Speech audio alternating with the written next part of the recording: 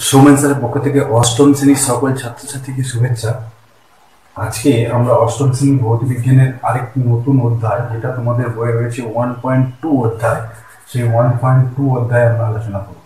তো এই 1.2 অধ্যায়ে তোমাদের রয়েছে স্পর্শ ছাড়া ক্রিয়াশীল বল। তার মধ্যে প্রথম পার্টে যেটা আছে সেটা হচ্ছে অভিকর্ষ ও মহাকর্ষ। এটা তোমাদের বইয়ে রয়েছে 17 পাতায়। এই অধ্যায়টি তোমাদের বইয়ে রয়েছে 17 পাতায় এটি রয়েছে। তো এই অধ্যায়ের একেবারে প্রথম দিকে যে বিষয়টি রয়েছে অভিকর্ষ ও মহাকর্ষ, এই বিষয়গুলো আজকে আমরা আলোচনা করব। তো অভিকর্ষ এবং মহাকর্ষ কাকে বলে সেটা আমাদের প্রথম জানতে হবে।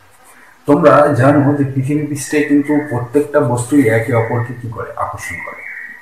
এখন আমরা পৃথিবীতে যে কোনো বস্তুকে আমরা যখন ওপর দিকে ছুঁড়ে দিই, আমরা কি দেখি না সেই বস্তুটা পৃথিবীতে ফিরে আসে, পৃথিবীতে ফিরে আসে। যেমন ধরো আমরা দেখেছি যে মেঘ থেকে বৃষ্টি পড়ে বা গাছ থেকে ফল মাটিতে পড়ে। এগুলো কেন উপর দিকে চলে যায় না সে সম্পর্কে বিজ্ঞানী নিউটন কিন্তু বলে গেছেন যে পৃথিবীর একটা নিজস্ব টান বা আকর্ষণ রয়েছে। তো এই টানের দরুনই কিন্তু সমস্ত বস্তুই পৃথিবীর মধ্যে বা পৃথিবী পৃষ্ঠে ফিরে আসে। ঠিক আছে, তো তোমরা এই পৃথিবীর যে টান, এই টান কি বলবে তাহলে?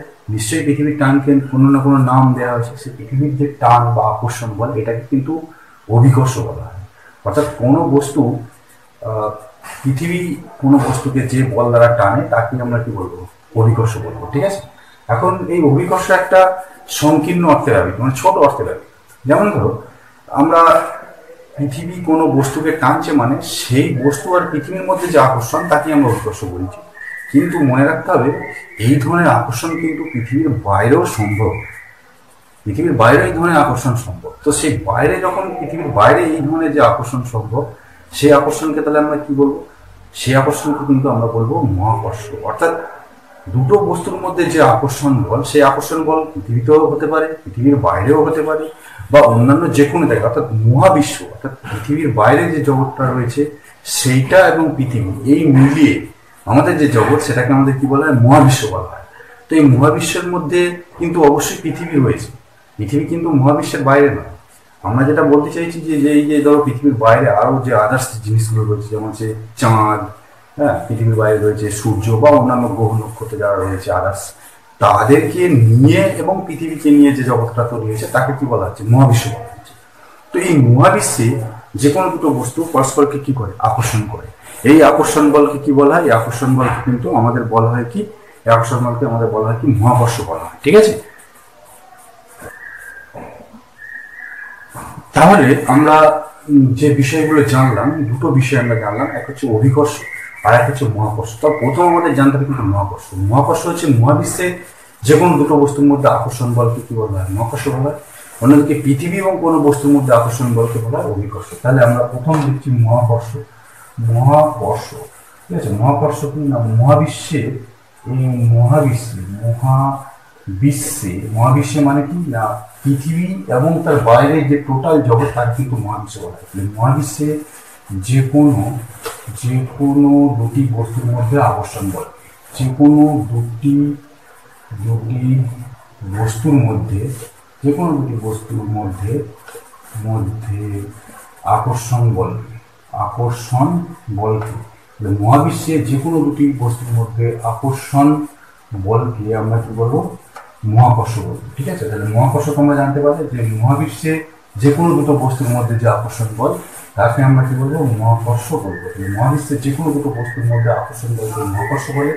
অন্যদিকে অভিকর্ষটা কি না? অভিকর্ষ হচ্ছে পৃথিবী এবং যে কোনো দুটো বস্তুর মধ্যে, পৃথিবী এবং আরেকটি যে কোনো বস্তুর মধ্যে যে আকর্ষণ বল, তাকে আমরা অভিকর্ষ বলবো। তাহলে অভিকর্ষ কাকে বলবো?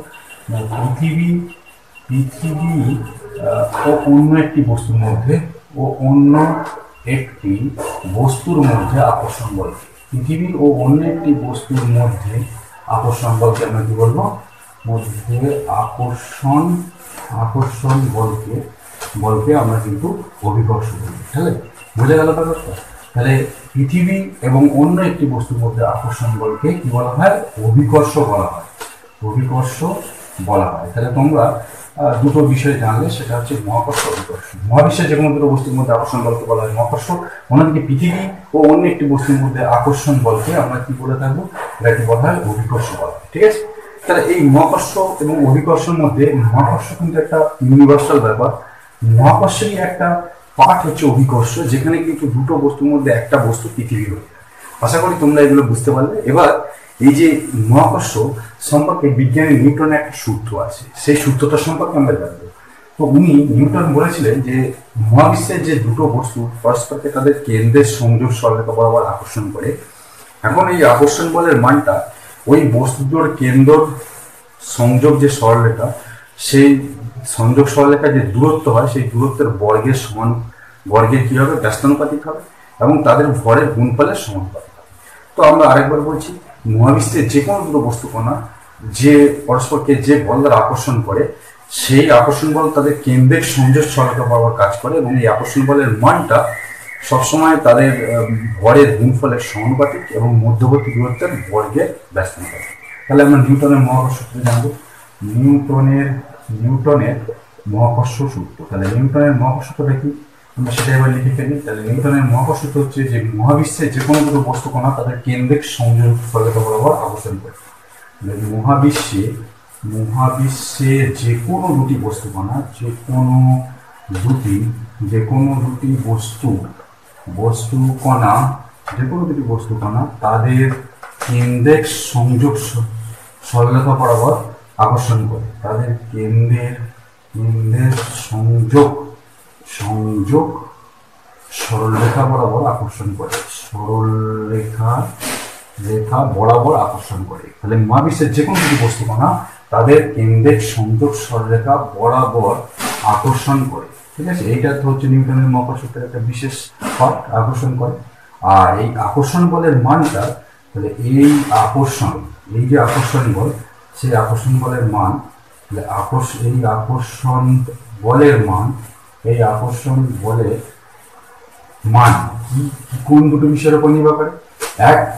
এক হচ্ছে বস্তু দুটির ভরের গুণফলের সমানুপাতিক, বস্তু দুটির ভরের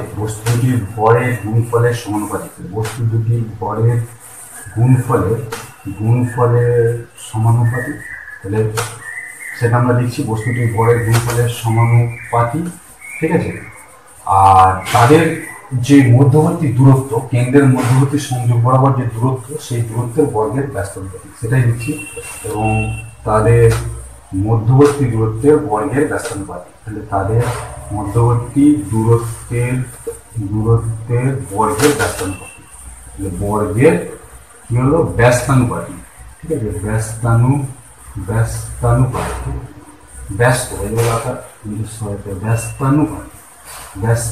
ঠিক আছে, অনুপাতিক বা আমরা ব্যস্ত সমানুপাতিক, সেটাকে একবারই বলতে পারি। যাই হোক, আমি ব্যস্ত সমানুপাতিক, তাহলে তোমাদের বুঝতে সুবিধা হয়। ঠিক আছে, তাহলে ব্যস্ত সমানুপাতিক। তো আমরা যেটা বলতে চাইছি, এই সরল সমানুপাতিক বা ব্যস্ত সমানুপাতিক, এই বিষয়গুলো তোমাদের হয়তো বুঝতে একটু অসুবিধা হবে। আমি তোমাদের কাছে ক্লিয়ারলি ডিসকাস করে দিচ্ছি।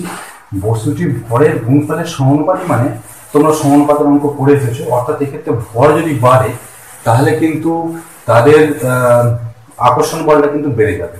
অন্যদিকে যদি তাদের মধ্যে দূরত্ব বাড়ে তাহলে কিন্তু আকর্ষণ বলটা কমে যাবে। তাহলে এই হচ্ছে বিষয়টা। ব্যস্তানুপাতিক মানে আমাদের ক্ষেত্রে দূরত্ব বাড়লে কি হবে, যে আকর্ষণ বলটা কমে যাবে। আবার অন্যদিকে ভরের গুণফলের সমানুপাতিক মানে যদি আমি দুটো বস্তুর মধ্যে কারো একটা ভর বাড়াই তাহলে কিন্তু আমাদের আকর্ষণ বল বেড়ে যাবে। তো দেখো, এই আকর্ষণ বল যদি ধরো যদি আকর্ষণ বলটা আমরা ধরে নিলাম হচ্ছে কি এফ, যদি আকর্ষণ বলটা আমরা এফ ধরে নিলাম, যদি আকর্ষণ বল সমান এফ, আকর্ষণ বল, ঠিক আছে, যদি আকর্ষণ বল সমান আমরা এফ ধরে নিই, তো এই আকর্ষণ বলটাকে আমরা এফ হিসেবে লিখছি। দেখো, তাহলে আকর্ষণ বল এফ হয়, আচ্ছা, বস্তু দুটি ভর হচ্ছে m1 ও m2 হয়, ঠিক আছে, এবং তাদের কেন্দ্রের মধ্যবর্তী দূরত্ব, তাহলে তাদের কেন্দ্রের মধ্যবর্তী দূরত্ব, আচ্ছা, কেন্দ্রের মধ্যবর্তী দূরত্ব যদি ধরো আমরা ধরে নিই যে ডি হয়, আচ্ছা, এইগুলো এইভাবে ধরছি কেন? দেখো, আকর্ষণ বল ইংরেজি ফোর্স, সেই জন্য আমরা এফ ধরছি, আর ভরকে ইংরেজি বলে মাস, সেই জন্য আমরা m1 m2 হিসেবে ধরছি, আর দূরত্বকে আমরা ইংরেজি কি বলি, ডিস্টেন্স, সেই জন্য আমরা এগুলোকে ডি হিসেবে ধরছি। তাহলে তাহলে আকর্ষণ বলটা কি হবে? তাহলে আকর্ষণ বল, সেই আকর্ষণ বল এফ এফ হচ্ছে কি হবে? আমাদের প্রথম সূত্র অনুযায়ী কি হবে না, ভরের গুণফলের সমানুপাতিক। তো সমানুপাতিক এইভাবে চিনতে পারি। তাহলে এফ সমানুপাতিক আমরা কি বলবো? m1 into m2। এবং আর একবার বলবো যে এবং আমরা বলবো এফ সমানুপাতিক 1/d²। ঠিক আছে? তো এই দুটোকে যদি আমরা মিলিয়ে দিই, হ্যাঁ, তো মিলিয়ে দিলে কি পাওয়া যাচ্ছে না, এফ সমানুপাতি আসছে আমাদের m1 ইন্টু m2 বাই কি আসছে ds। ঠিক আছে? এই হচ্ছে আমাদের টোটাল রূপ। এখন এই সমানুপাতিটাকে যদি আমরা সমান হিসেবে দেখতে চাই, তাহলে অঙ্কের নিয়মে এখানে একটা ধ্রুবক আনতে হয়। সেই ধ্রুবকটাকে আমরা এখানে ক্যাপিটাল জি দিয়ে চিহ্নিত করে থাকি। তো এটা কি বলা হয় পরবর্তীকালে আমি তোমাদেরকে বলছি। তাহলে আমাদের এটা দ্বারা এফ সমান জি m1 ইন্টু m2 বাই আমাদের এখানে আসছে কত, d²। এফ সমান জি m1 m2 বাই d²। ঠিক আছে? তাহলে এই জি কে কি বলা হয়? জি কে বলা হয় সার্বজনীন মহাকর্ষ ধ্রুবক। এখন আমরা এখানে যদি বিষয়টাকে আমরা এইভাবে দেখাই, ধরো এটা একটা m1 ভরের বস্তু, আর অন্যদিকে ধরো এটা একটা আর একটা আসছি m2 ভরের বস্তু। দেখো এটা আমাদের একটা m1 ভরের বস্তু, ঠিক আছে, আর এখানে আমি একটা রাখছি m2 ভরের বস্তু। এই m1 আর m2 এদের কেন্দ্রের মধ্যবর্তী দূরত্ব আমরা এখানে ধরো এটা এরকম ভাবে পাঠিয়ে দিচ্ছি। তো এটা হচ্ছে আমাদের d। তাহলে নিউটনের মহাকর্ষ অনুযায়ী এদের মধ্যে আকর্ষণ বল F সমান, এরা কিন্তু এই বরাবর তাদের মধ্যে আকর্ষণ করলে F সমান কি আসছে? F সমান আসছে g m1 m2 by d²। ঠিক আছে? তো এই হচ্ছে আমাদের নিউটনের মহাকর্ষ। এই জি কে কি বলা হয়? এখানে জি কে বলা হয় কি সার্বজনীন মহাকর্ষ ধ্রুবক। সার্বজনীন মহাকর্ষ ধ্রুবক। তাহলে সার্বজনীন মহাকর্ষ ধ্রুবক বলা হয়। তাহলে তোমরা আশা করি নিউটনের যে মহাকর্ষ সূত্র সেটা তোমরা বুঝতে পারলে একে সার্বজনীন মহাকর্ষ ধ্রুবক বলা হয়। এখন এই সার্বজনীন মহাকর্ষ ধ্রুবক বলা হয় এখানে কারণ এই জি এর মান কিন্তু কোনো জায়গায় পরিবর্তন হয়নি।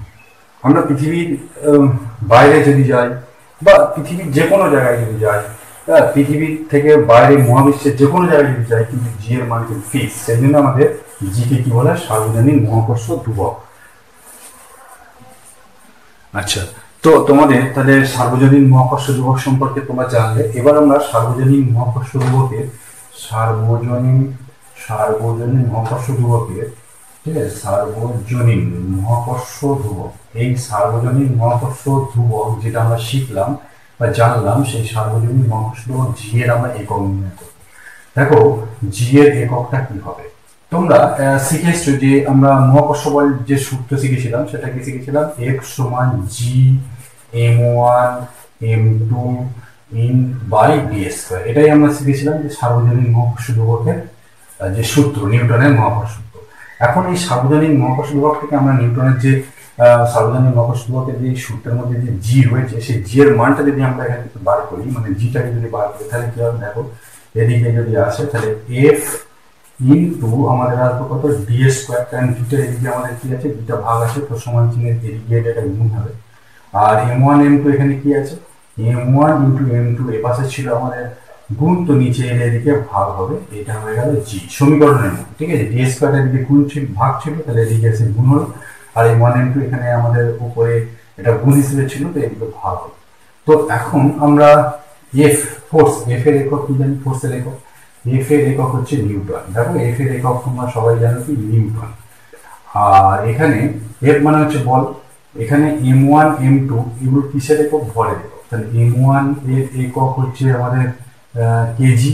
যদি এসআই বলি m1 এর একক মানে প্রথম যে ভরটা এর একক কি? কেজি বা কিগ্রা। ঠিক আছে? আর এই m2 এটাও একটা ভর, তাহলে এর একক কি হবে? কেজি বা কিগ্রা। ঠিক আছে? আর এখানে দেখো ডি যেটা আছে, ডি মানে দূরত্ব, তাহলে ডি এর একক, তাহলে ডি এর একক কি হবে?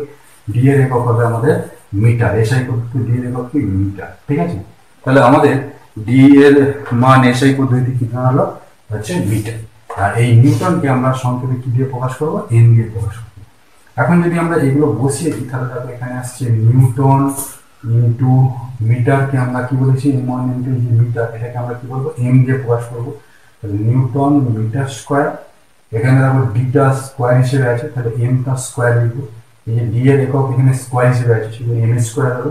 আর এখানে m1 m2 মানে কেজি ইন্টু কেজি, তাহলে কেজি ইন্টু কে হলো? কেজি সমান জি এর একক। এটা কি হলো? জি এর একক, জি এর একক। ঠিক আছে, তাহলে আমাদের যেটা দাঁড়ালো সেটা হচ্ছে যে এখানে newton into metre square by kg square. ঠিক আছে, তাহলে জি এর একক আমরা কি পেলাম? জি এর একক হিসেবে আমরা পেলাম newton metre square per kg square. আচ্ছা, তো এই জি এর আমরা একক নির্ণয় করলাম, তাহলে newton metre square per kg square, এটাই ছিল আমাদের কিন্তু জি এর মাত্রা। এখন আমরা যে কাজটি করব সেটা হচ্ছে জি এর যে একক এসআই পদ্ধতিতে সেটা নির্ণয় লিখব।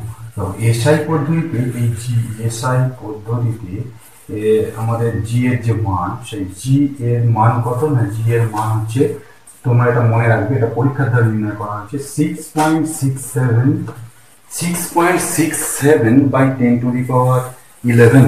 ঠিক আছে, বাই 10 টু দি পাওয়ার 11।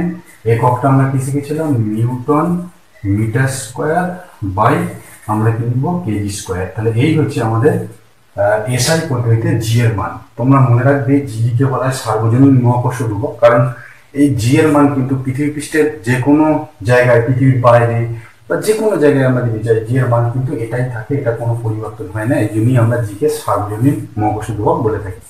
এখন প্রশ্ন হচ্ছে মুক্তি বেগ বলে একটা বিষয় রয়েছে, সেটা এবার আমরা জানি। মুক্তিবেগ হচ্ছে পৃথিবী পৃষ্ঠ থেকে কোনো বস্তুকে যে ন্যূনতম বেগে ছুঁড়ে দিলে সেটা পৃথিবীতে ফিরে আসে না, তাকেই মুক্তিবেগ বলে। তো এই মুক্তিবেগের মান হচ্ছে 11.2 কিলোমিটার পার সেকেন্ড। অর্থাৎ কোনো বস্তুকে আমরা যদি এরকম বেগ নিয়ে পৃথিবী থেকে ছুটতে পারি, যার গতিবেগ প্রতি সেকেন্ডে 11.2 কিমি বা তার থেকে বেশি হয়, তাহলে কিন্তু সেটা পৃথিবীতে ফিরে আসবে না অভিকর্ষ বলে। তাহলে মুক্তিবেগ কি? আমরা সেটা লিখে দিচ্ছি। দেখো, মুক্তিবেগ হচ্ছে যে ন্যূনতম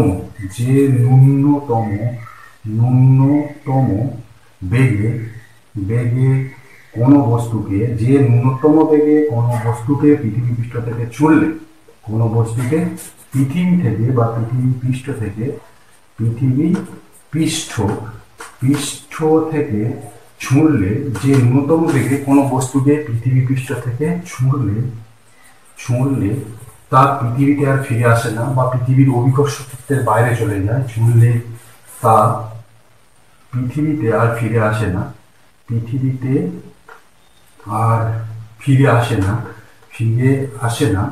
ঠিক আছে, তাকে আমরা কি বলবো? মুক্তিবেগ বলবো। যে ন্যূনতম বেগে কোনো বস্তুকে পৃথিবী পৃষ্ঠ থেকে ছুঁড়লে তা পৃথিবীতে আর ফিরে আসে না, তাকে মানে ওই বেগকে মুক্তিবেগ বলা হয়। ঠিক আছে, মুক্তিবেগ বলে বা এসকেপ ভেলোসিটি বলা হয়। মুক্তিবেগ বা এসকেপ ভেলোসিটি বলা হয়। আচ্ছা, যে কোনো বস্তুর ক্ষেত্রে এর মান হচ্ছে 11 এটা তোমরা মনে রেখে দেবে, 11.2 কিমি পার সেকেন্ড। তাহলে মুক্তিবেগ কাকে বলে না? যে ন্যূনতম বেগে কোনো বস্তুকে পৃথিবী পৃষ্ঠ থেকে ছুঁড়লে সেই বস্তুটা পৃথিবীতে ফিরে আসে না, তাকেই আমরা মুক্তিবেগ বলবো। এবং এই মুক্তিবেগের মান হচ্ছে 11.2 কিলোমিটার পার সেকেন্ড। নেক্সট আমরা পরের বিষয়ে আলোচনা করব। পরের বিষয় যেটি রয়েছে, তো এরপরে আমরা যে বিষয়টি নিয়ে আলোচনা করব সেটা হচ্ছে যে, আচ্ছা, এই যে মহাকর্ষ বা অভিকর্ষ সূত্রের সময়, বিশেষ করে আমরা বলেছিলাম যে এখানে আকর্ষণ বলটা দুটো বিন্দু ভরের মধ্যে কাজ করে। কিন্তু তোমরা একটু বিষয় লক্ষ্য করে দেখো যে এই যে সূর্য বা আমাদের যদি চাঁদ, ঠিক আছে, সূর্য, চাঁদ, পৃথিবী, যদি আমি পৃথিবী বলি, আর এরা কি অ্যাকচুয়ালি বিন্দু করা? দেখো, এদের যে মাঝখানে যে পয়েন্ট, সেখান থেকে যে বল কাজ করবে তাকে আমরা কি বলবো? মহাকর্ষ বল বলবো। এখন প্রশ্নটা হচ্ছে যে এদের মধ্যে তাহলে যে ভরটা কাজ করে সেটা কোথায় কাজ করে? দেখো, এদের মধ্যে যে দূরত্বটা রয়েছে, সেই দূরত্বটার তুলনায় কিন্তু এদের যে ব্যাসার্ধ, সেই ব্যাসার্ধ কিন্তু খুবই কম। কারণ এদের ব্যাসার্ধ যদি এইটা হয়, তাহলে দূরত্ব কিন্তু এইটা। বাস্তবে দেখা যায় যে এই চাঁদ, সূর্য, পৃথিবী, এদের ব্যাসার্ধ খুবই নগণ্য এদের পরস্পরের মধ্যে যে দূরত্ব আছে তার তুলনায়। সেই অর্থে আমরা কিন্তু এগুলোকে যেহেতু এদের দূরত্ব অনেক বেশি, সেই কারণে এগুলোকে বিন্দু ভর হিসেবে ভাবতে পারি। এখন আমরা নেক্সট আরেকটি গাণিতিক সমস্যা এই নিউটনের মহাকর্ষ সূত্র দিয়ে আলোচনা করব। সেটা আমি তোমাদের সাথে গাণিতিক সমস্যাটা এবার শেয়ার করছি। দেখো কিভাবে কি করবো এই গাণিতিক সমস্যাটা। আচ্ছা, নেক্সট আমরা এই গাণিতিক সমস্যাটা সমাধান করার চেষ্টা করবো। দেখো, দুটি বস্তুর মধ্যে একটি ভর স্থির রেখে অন্যটির ভর 3 গুণ করা হলো এবং এদের মধ্যবর্তী দূরত্ব 5 গুণ করা হলো, তাহলে তাদের মধ্যে মহাকর্ষ বলে কি পরিবর্তন হবে? ঠিক আছে, তো আমরা এক্ষেত্রে দু ক্ষেত্রে মহাকর্ষ বল নির্ণয় করবো। এক হচ্ছে প্রথম ক্ষেত্রে মহাকর্ষ বল আর দ্বিতীয় ক্ষেত্রে মহাকর্ষ বল। ঠিক আছে, তো আমি প্রথম ক্ষেত্রে মহাকর্ষ বল নির্ণয় করছি। প্রথম ক্ষেত্রে এটার উত্তর আমরা তৈরি করছি, সেই জন্য আমরা এটা উত্তর বলে নিচ্ছি। দেখো উত্তর, তা প্রথম ক্ষেত্রে মহাকর্ষ বল, প্রথম ক্ষেত্রে মহাকর্ষ বল, প্রথম ক্ষেত্রে মহাকর্ষ বল আমরা তৈরি করব। তো সেই মহাকর্ষ বলটা কি হয় আমরা সেটা দেখব। দেখো প্রথম ক্ষেত্রে মহাকর্ষ বল, এই মহাকর্ষ বল আমরা ধরে নিলাম কি F1, যেহেতু প্রথম ক্ষেত্র। আর এখানে আমরা দ্বিতীয় ক্ষেত্রে মহাকর্ষ বল নির্ণয় করবো। তাহলে বল F1, বস্তুর ভর হলো, দেখো বস্তুর ভর ভর হলো M1 এবং M। তাহলে বস্তুর ভর আমরা দুটো ধরে নিচ্ছি, একটার ভর M1 ও অন্যটি কত ধরে নিচ্ছি, অন্যটি হচ্ছে M2। দুটি বস্তুর ভর M1, ভর হলো M1 ও অন্যটি হলো M2। ঠিক আছে, দুটো বস্তুর ভর আমরা এরকম ধরে নিলাম। এবং দূরত্ব আমরা ধরে নিলাম হচ্ছে, আমাদের এখানে দূরত্বগুলো আমরা ধরে নিচ্ছি যে প্রথম ক্ষেত্রে যেহেতু দূরত্ব সেটা আমরা D ধরে নিলাম, D। ঠিক আছে, প্রথম ক্ষেত্রে দূরত্ব আমরা D ধরে নিলাম। এখন প্রশ্ন হচ্ছে যে মহাকর্ষ বলটা কি হবে, এবার আমরা দেখি। তাহলে এক্ষেত্রে তাহলে মহাকর্ষ বল F1, নিউটনের মহাকর্ষ সূত্র অনুযায়ী তাহলে হচ্ছে F1 G, যেখানে মহাকর্ষ ধ্রুবক।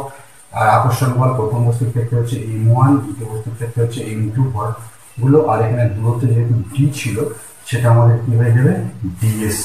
ঠিক আছে, তাহলে এটাই হচ্ছে আমাদের প্রথম ক্ষেত্রের আকর্ষণ বল। ঠিক আছে, এবার আমরা দ্বিতীয় ক্ষেত্রে মানে যখন আমরা চেঞ্জ করেছি সেটাকে আমরা দ্বিতীয় ক্ষেত্রে বলছি। দ্বিতীয় ক্ষেত্রে মহাকর্ষ বল আমরা ধরে নিলাম কত, মহাকর্ষ বল আমরা F2 ধরে নিলাম। তাহলে F2 এবং ভর দেখো, ভর হবে একটা M1 ও অন্যটির ভর, তখন কিন্তু আগের কি হয়ে যাবে, এটা আমাদের 3 গুণ হয়ে যাবে। ধরো এইটারই ভর, এই যে একটি ভর স্থির অন্যটি 3 গুণ করা হলো, তাহলে এর 3 গুণ, তাহলে অন্যটির ভর কত হয়ে যাবে, তাহলে এখন 3m2, কিন্তু 3m2 হয়ে যাবে। ঠিক আছে, আর দূরত্ব কত হয়ে যাবে, দূরত্ব যা ছিল তার 5 গুণ হয়ে যাবে। তাহলে দূরত্ব আগে কত ছিল, D ছিল, তাহলে এখন হয়ে যাবে দূরত্ব কত, 5D। তাহলে আমাদের এখন তাহলে মহাকর্ষ বল, সুতরাং মহাকর্ষ বল F সমান G। দেখো প্রথম বস্তুর ভর মানে M1, দ্বিতীয় বস্তুর ভর মানে এখন হয়ে যাবে 3m1 কিন্তু। আর দূরত্ব আমাদের কি ছিল, এখন কিন্তু d² এর পরিবর্তে কি হবে, 5d তার কিন্তু হোল স্কয়ার। তাহলে আমাদের ডান দিকে G, দেখো M1 ইন্টু 3m2, এটা 3m2 হবে, এটা 3m2। আর এখানে হবে কি 5d² মানে 25d²। তো আমরা যদি এটাকে লিখি দেখো, তাহলে আমাদের কি আসছে, তাহলে এখানে আসছে কি যে এই সংখ্যাগুলো আমরা এগিয়ে নিচ্ছি। তাহলে 3/25, তারপরে কি আসছে Gm1m2 বাই কি আসছে d²। দেখো এই যে মানটা Gm1m2 বাই d², এটা কিন্তু F1 এর সমান। তাহলে আমরা এটা তো F2 বার করেছিলাম, আকর্ষণ বল F2, তাহলে F2 হিসেবে আমরা যেটা পাচ্ছি, তাহলে সুতরাং আমরা F2 হিসেবে যেটা পেলাম, তাহলে F2 সমান আমরা কি লিখবো, 3/25, আর এটা আমাদের F1 চলে যাবে। অর্থাৎ আমাদের দ্বিতীয় ক্ষেত্রে যে মহাকর্ষ বলটা সেটা প্রথম ক্ষেত্রের মহাকর্ষ বলে 3/25 গুণ হবে। এটা কিন্তু তোমরা মনে রেখে দেবে, এটা কিন্তু তোমাদের একটা ম্যাথামেটিক্স। অর্থাৎ যে এক্ষেত্রে মহাকর্ষ বল আগের মহাকর্ষ বলের কি হবে, 3/25 গুণ হবে। সুতরাং আমরা উত্তরটা লিখছি, এক্ষেত্রে মহাকর্ষ বল আগের মহাকর্ষ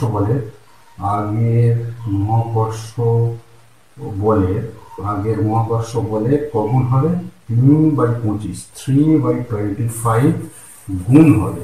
মানে আগে যে মহাকর্ষ বল ছিল তার 3/25 গুণ হবে। এই হচ্ছে তোমাদের এই অঙ্কটার সমাধান। আমি নেক্সট তোমাদের ক্ষেত্রে আরেকটি গাণিতিক সমস্যার সমাধান করে দেখাচ্ছি।